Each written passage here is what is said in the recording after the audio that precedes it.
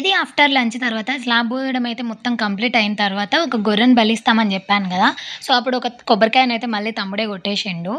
కొట్టేసిన తర్వాత మనకు మళ్ళీ గొర్రెని తీసుకొచ్చినాము.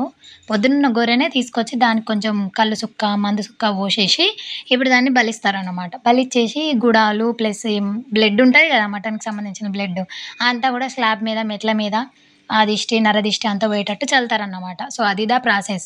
ఇక్కడ మా తెలంగాణలో ఇదంతా కామన్ అబ్బా! మీరేమో కొత్తగున్నాయేంది విచిత్రంగా అనుకుంట్రు. ఇగో వెంకి మనకు చెంబిచ్చేసిండు. సో, ప్రాసెస్ స్టార్ట్ కరో నెక్స్ట్.